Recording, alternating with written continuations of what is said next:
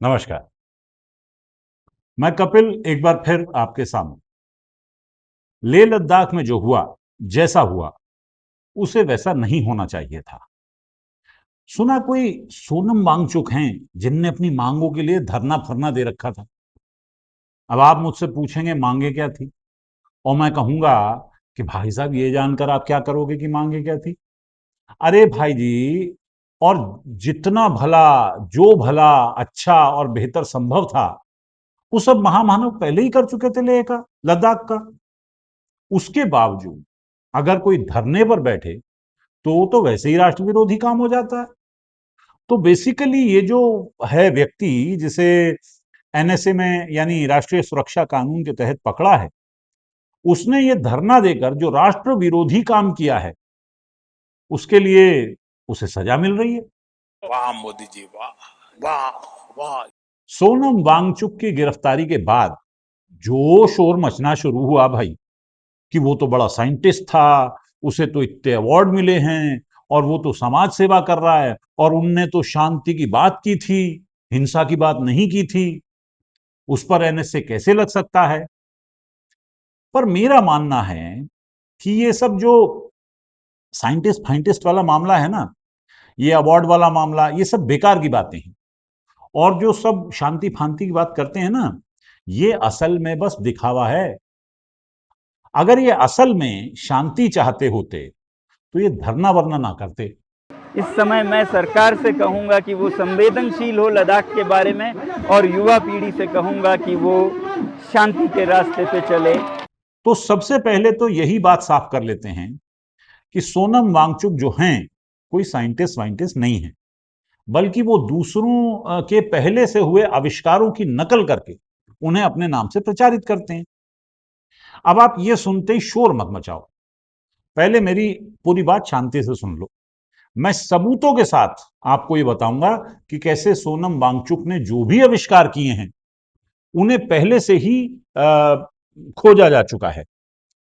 बल्कि जब मैं आपको बताऊंगा ना कि इन आविष्कारों को करने वाला है कौन असल में, तो आप चौंक जाएंगे दोस्तों। दोस्तों, सदियों के बाद हमें कोई नॉन बायोलॉजिकल महामानव हासिल हुआ है।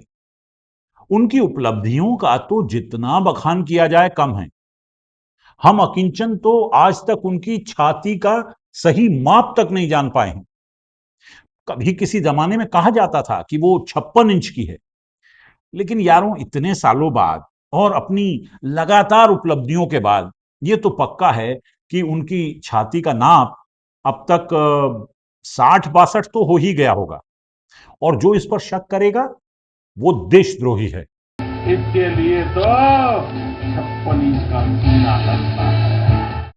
खैर, आज मैं आपको ये बताने वाला हूं कि सोनम वांगचुक ने कैसे हमारे महामानव के आइडियाज को चुराकर उन्हें आविष्कार बनाकर अपने नाम से प्रचारित किया है। सबसे पहले हम देखते हैं कि सोनम वांगचुक के नाम से कौन कौन से कारनामे लोगों को बताए जाते हैं। तो चलिए शुरू से शुरू करते हैं। दोस्तों, सोनम वांगचुक ने साल 2013-14 में मतलब सर्दियों की बात थी, आइस स्तूप नाम के इस प्रोजेक्ट को शुरू किया था। तो मामला यह था कि पहले तो सोनम वांगचुक ने यह प्रचारित किया कि लेह लद्दाख में पानी की कमी है।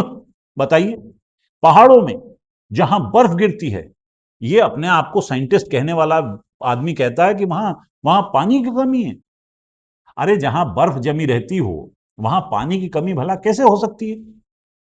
अच्छा, दूसरे उसी तथा कथित पानी की कमी को पूरा करने के लिए इन्होंने यानी सोनम वांगचुक ने एक आइस टावर बना दिया कि सर्दियों में पानी का छिड़काव करके धीरे धीरे बर्फ की परतें बनाई जाएंगी, और फिर गर्मियों में उस पानी का इस्तेमाल किया जाएगा क्योंकि वो धीरे धीरे पिघलेगा। बेकार के इस प्रोजेक्ट के लिए इंटरनेशनल क्राउड फंडिंग कैंपेन से पैसा जमा किया गया, और लाखों रुपया जमा करके उन्होंने बनाया क्या, एक बड़ा सा स्नोमैन। अरे, ऐसा स्नोमैन तो दोस्तों जब हम शिमला मनाली घूमने जाते हैं ना परिवार के साथ, तब बना लेते हैं। अब ये बनाकर सोनम वांगचुक ने क्या तीर मार लिया जी, और पूरी दुनिया तो लहालोट हो गई इस पर। वहीं से शक होता है कि सोनम वांगचुक का कोई अल्टीरियर मोटिव था राष्ट्र के खिलाफ, वरना कोई ढंग का काम करता या ये स्नोमैन बनाता। पर आपको शायद ये पता नहीं है कि इससे बेहतर आविष्कार तो महामानव पहले ही कर चुके हैं। हालांकि महामानव ने सिर्फ आइडिया दिया था। कि विंड एनर्जी की जो आपके टरबाइन्स हैं, जहां मॉइस्चर ज्यादा है, वो हवा में से वाटर शक करके अगर क्लीन ड्रिंकिंग वाटर भी प्रोड्यूस कर सकें, तो इधर विंड टरबाइन एनर्जी का भी काम करेगा और पीछे की तरफ से वो हवा में से मॉइस्चराइज एयर सक करके उसमें से पानी निकाल करके वो पानी भी।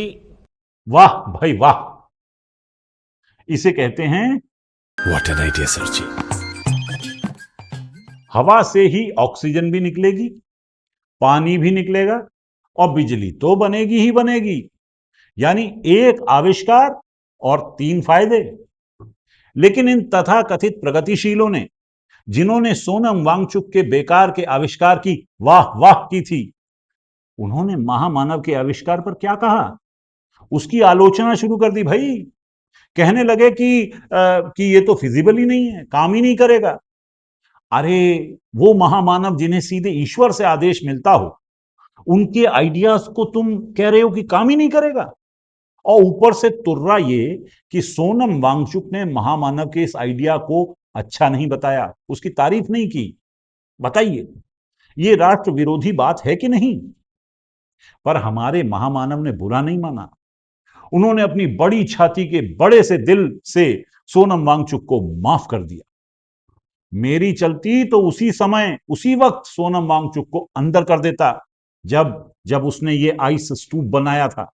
अरे कतई राष्ट्र विरोधी बात की थी सोनम वांगचुक ने ये आइस स्तूप बनाकर। इसके बाद भी सोनम वांगचुक नहीं रुका। बर्फीली वादियों में सीमा पर तैनात जवानों के लिए एक सोलर टेंट बना दिया। सुना है -14 डिग्री वाली जगहों पर इस टेंट के भीतर 15 डिग्री तापमान रहता है। सोनम वांगचुक का दावा है कि यह सोलर टेंट कम लागत का, हल्का और पर्यावरण के लिए अच्छा है। लेकिन सोनम वांगचुक के इन दावों को कभी साबित नहीं किया जा सकता, क्योंकि सोनम वांगचुक ने जो कहा उसका विश्वास करना तो बेकार ही है। जबकि हमें पता चला है कि वो तो राष्ट्र विरोधी है। लेकिन उससे भी बड़ी बात यह है कि ये आइडिया भी महामानव पहले ही दे चुके हैं। जुलाई 2020 में उन्होंने लद्दाख में नीमू की यात्रा की, जहां उन्होंने अपने भाषण में गलवान नदी के बर्फीले पानी का जिक्र किया था। फिर अक्टूबर 2019 में अपने विश्व प्रसिद्ध रेडियो कार्यक्रम मन की बात में भी कहा था कि -50-60 डिग्री तापमान में जो सैनिक अपनी ड्यूटी कर रहे हैं, वो अपनी बहादुरी का प्रदर्शन कर रहे हैं। अच्छा, यहां यह बात ध्यान रखने वाली है दोस्तों कि सोनम वांगचुक सिर्फ -14 डिग्री तापमान की बात कर रहे हैं, जबकि हमारे महामानव 50-60 डिग्री तापमान की बात करते रहते हैं।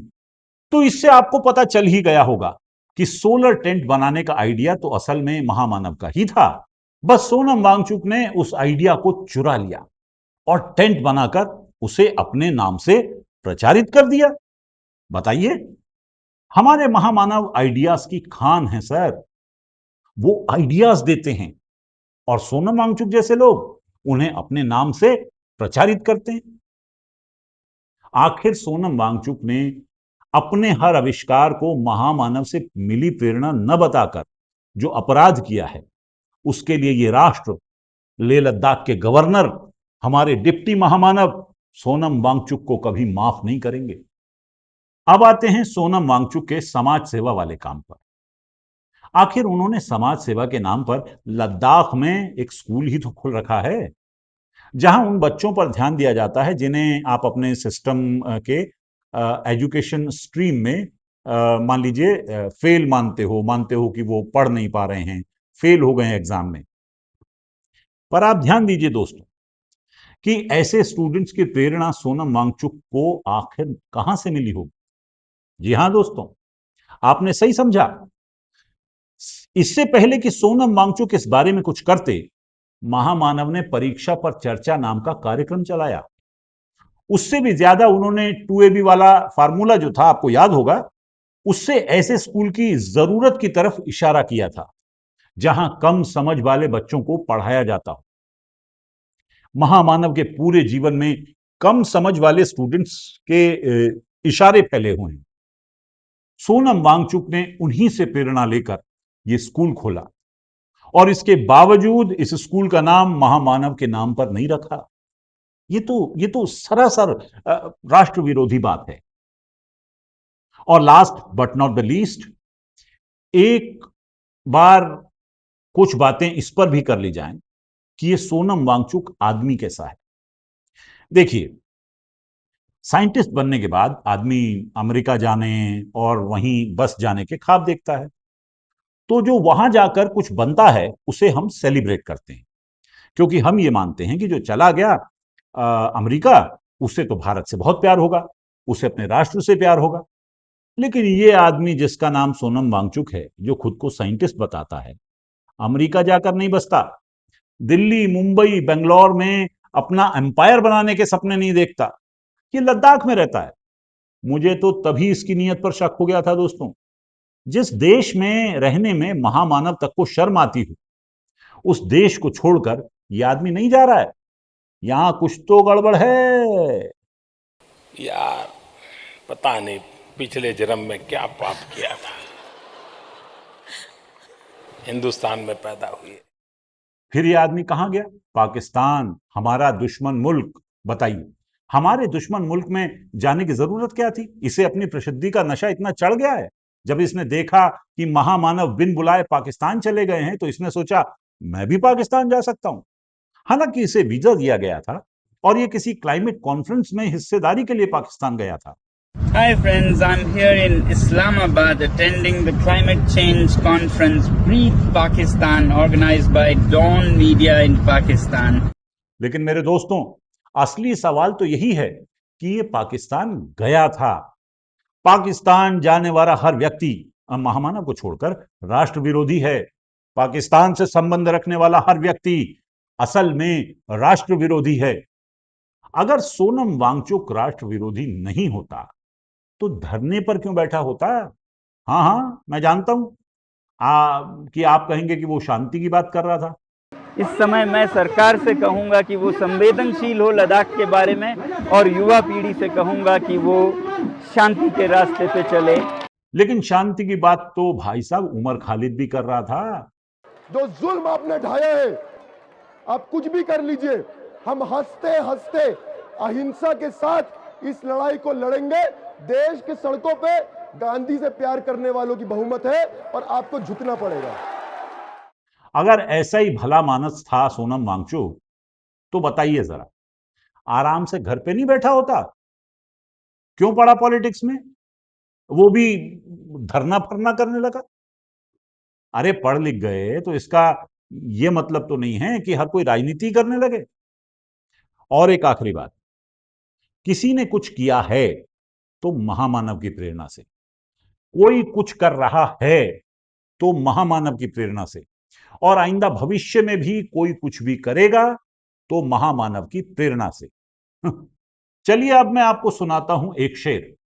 वो शेर जो चचा ने हमारे यानी चचा गालिब ने जमहूरियत की शक्ल पर लिखा था। मुलाहिजा फरमाइए। वो कौन सा चक्कर है, वो कौन सी बला है, वो कौन सा चक्कर है, वो कौन सी बला है, जमहूरियत कहते हैं जिसको समझने वाले।